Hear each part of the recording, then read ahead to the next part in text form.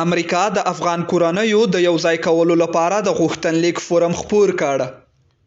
د امریکا بهرنیو چارو وزارت په دې اړه خپره کړې وینا پاڼه کې ویلي چې د غوښتنلیک ځانګړي فورم له لارې هلته تللي هغه افغانان چې په لنډمهالې توګه امریکا کې ځای پر ځای شوي دي کولی شي د خپلو کورنیو د پاتې غړو د ورغوښتلو کارونه پیل کړي.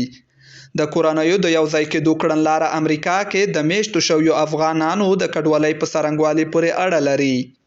له افغانستان څخه امریکا ته تللي کسان په 5 برخو ویشل شوي: امریکایي وګړي یا د امریکا طبیعت لرونکي، هغه کسان چې قانوني او دایمي اوسېدنې اسناد ولري، د امریکا د ځانګړو ویزو یا ISV لرونکي، کډوال او پناه غوښتونکي او د مشروطې ازادۍ لرونکي یا په نامه خلک پکې شامل دي.